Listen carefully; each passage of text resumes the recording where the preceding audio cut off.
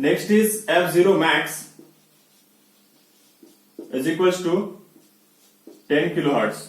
So for 10 kilohertz, it is 10 kilohertz,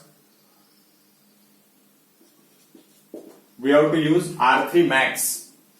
So this is R1 upon 4 R3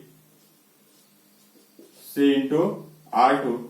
Here R3 is equals to R3 dash plus R3 double dash, and this is maximum value of the R3. So that is nothing but the R3 dash. Let assume C is equals to 0.022 microfarad. So if we put this value of R1 is equals to 10k, R2 is equals to 2.3k, and C is equals to 0.02 microfarad, then we are getting R3 is equals to R3 dash plus R3 double dash. This is for the maximum value. So here only we have to use the R3 dash. So it is R3 dash is equals to 4.9 kilo ohms. So this is what the R3 dash, it is 4.9 kilo ohm. As we are using a maximum frequency, the resistance is minimum value because it is an inversely proportional. Now similarly, if we calculate the F mean,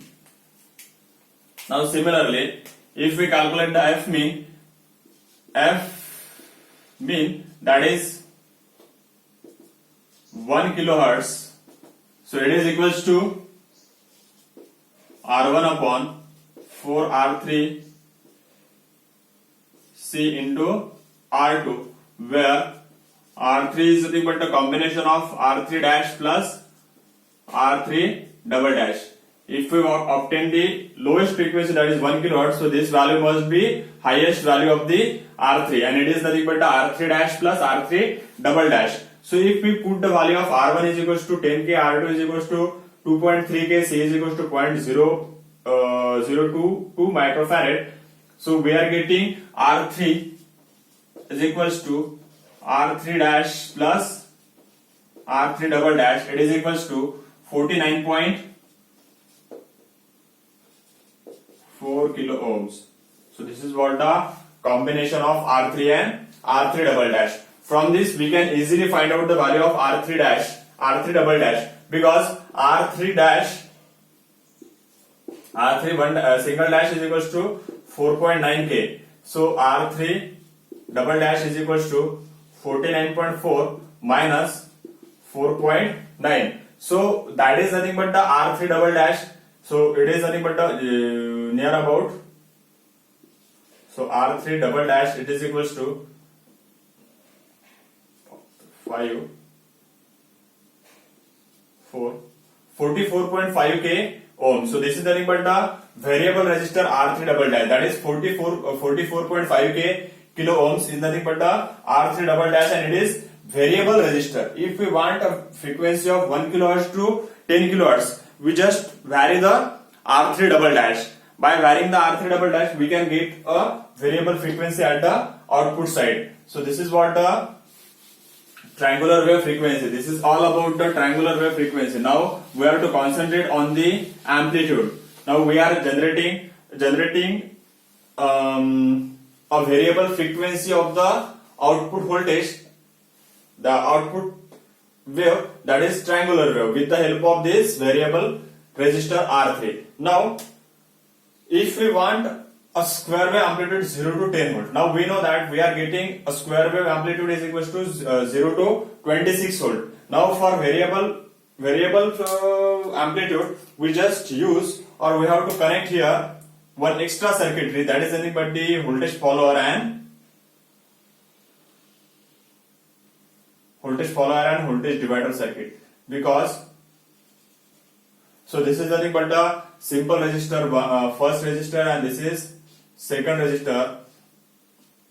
Now here 26 volt is available. Is it right? So this is what the 26 this is not 26, basically this is plus minus 13 volt or plus minus 14 volt depending on the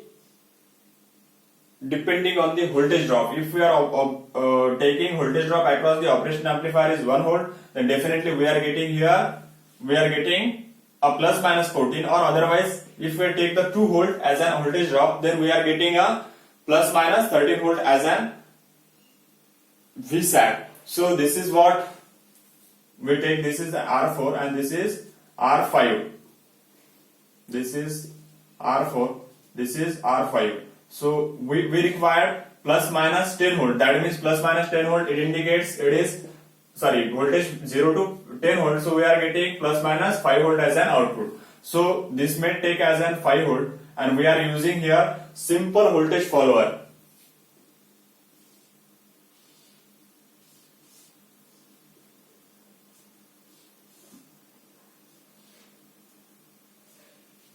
This is basically V square, and this is positive, this is negative. Now calculate the value of R5 and R4 and R5. So we know VO square is equal to plus minus VSAT. Now we know VO square is equals to plus minus 13 volt, that is VPP of square is equals to 26 volt. So this much of information we are getting from the supply voltage. Now let current I1 be 0.1 milliampere. To calculate the value, we are assuming this current is the current flowing through this. I1 is equals to 0.1 milliampere. That is to be assumption. So R4 is equals to voltage available at this, that is VSAT, minus voltage available at this point, that is nothing but the 5 divided by current I1. So it is 13 minus 5 divided by 0.1 milliampere. So if we take this value, so we are getting R4 is equals to 14. It is basically 8 divided by 0.1 milliampere. So it is 1, so it is 80 kilo ohm is nothing but the value of R4. So R4 is nothing but the 80 kilo ohms. As we are taking this voltage is 5 volt, because if we take this arrow to this, we are getting a 5 volt, and if we are taking this arrow nearer to ground, so we are getting a 0 volt as an output. If we are that time we are considering the plus 13 as an supply. If we are considering minus supply, we are getting maximum value minus 5 and 0. So we are getting maximum 5 volt and minimum minus 5. So we are getting a square wave with amplitude of 0 to 10 volt for the square wave. So this is what. So this is what the. Now if we want to calculate the value of R5 is simply calculated as 5 volt minus 0 divided by 0.1 milliampere. So it is 5 divided by 0.1 milliampere. So it is 50 kilo ohms. So this is what the resistor value of R4 and R5. So in this way we are getting a square wave of VPP is equals to 0 to 10 volt. Now the remaining part is we have to calculate the amplitude of the triangular wave 0 to 6 volt. So this can be a simplified. This can be another voltage follower circuit with voltage divider network. That is, here we are getting triangular wave.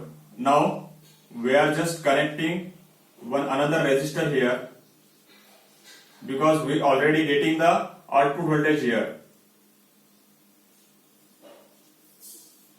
Again second voltage follower circuit with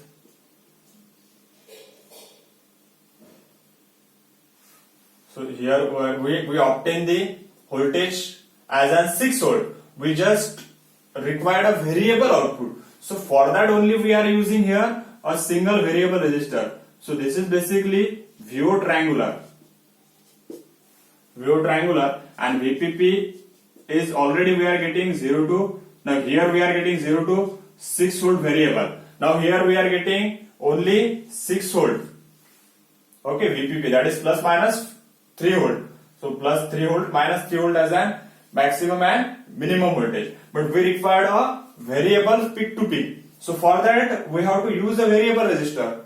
Is it right? So let take this current I2 will be again 0.1 milliampere. I2 will be 0.1 milliampere. Now this, we know that this voltage is nothing but the plus minus VO triangular. We already calculated VO PPP as 6 volt. We already calculated. That is first point. That is VPP of the triangular wave is plus 6 volt. Peak to peak we calculated, and for that we design the value of R1 and R2. Is it right? So here we are getting a triangular wave peak to peak is equals to 6 volt, but we required a variable peak to peak voltage, that is 0 to 6 volt. So for variable we are using here R6. So VO triangular is equals to 6 volt we are directly getting. That means VO varies from plus minus 3 volt. So now for calculation of R6 is equals to VO triangular minus 0 divided by I2. So it is 3 minus 0 divided by 0.1. So 3 divided by 0.1 milliampere. So it is 30 kilo ohms. So basically R6 is equals to 30k. Now if we connect or if we make arrangement like this, so we are getting VO triangular with VPP is equals to 0 to 6 volt. So this is what the problem related to the triangular wave generator. Thank you very much.